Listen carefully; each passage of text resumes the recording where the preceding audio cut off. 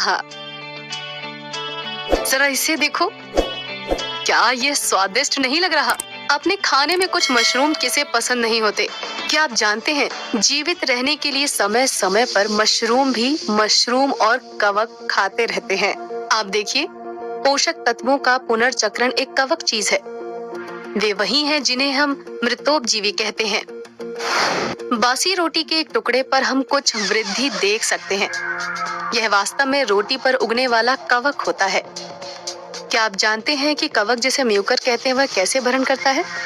जैसा कि हम देखते हैं कि कवक का एक आवर्धित दृश्य, हमें धागे नुमा कवक तंतु मिलते हैं। ये कवक तंतु अधः स्तर पर फैलते हैं और इससे पोषण प्राप्त करते हैं। अब हम एकल कवक तंतु पर करीब से नजर डालते हैं।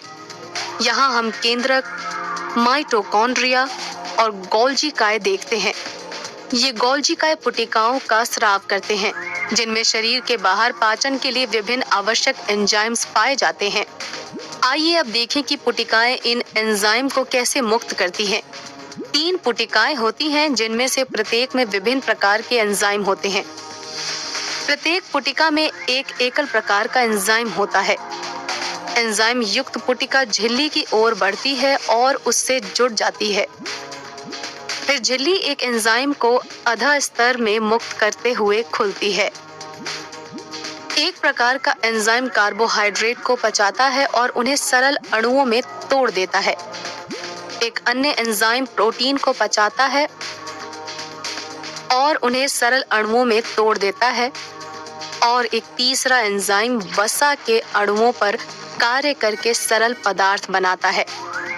ये सभी सरल पदार्थ कवक में कवक तंतु के माध्यम से पुनः अवशोषित हो जाते हैं।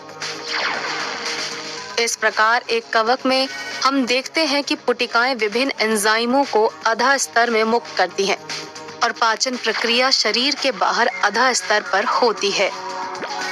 इसके बाद सरल पाचित पदार्थ कवक द्वारा पुनः अवशोषित कर लिए जाते हैं।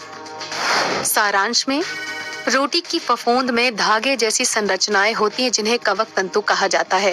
वे अधः स्तर पर फैलते हैं और इससे पोषण प्राप्त करते हैं। कवक तंतु में गोल्जी काय बाह्य कोशिकीय पाचन के लिए एंजाइम युक्त पुटिकाओं का स्राव करते हैं। पाचन शरीर के बाहर अधः स्तर पर होता है। सरल पाचित पदार्थ कवक द्वारा पुनः अवशोषित कर लिए जाते हैं। खैर, अब मैं आपको एक और जानकारी देती हूँ। सभी कवक वास्तव में मृतोपजीवी नहीं होते हैं।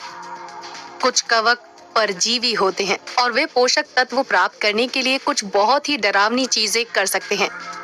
इन चित्रों को देखिए। उन सभी दुर्भाग्यपूर्ण कीटों पर ज़ॉम्बी कवकों द्वारा हमला किया जाता है। वे कीट के शरीर के अंदर वृद्धि करते हैं और उनके तंत्रिका तंत्र पर आक्रमण करते हैं और उन पर नियंत्रण करते हैं।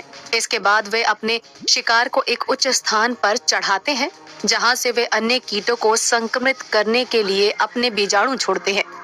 वास्तव में मैंने कीट ना होने की इतनी खुशी कभी महसूस नहीं की थी।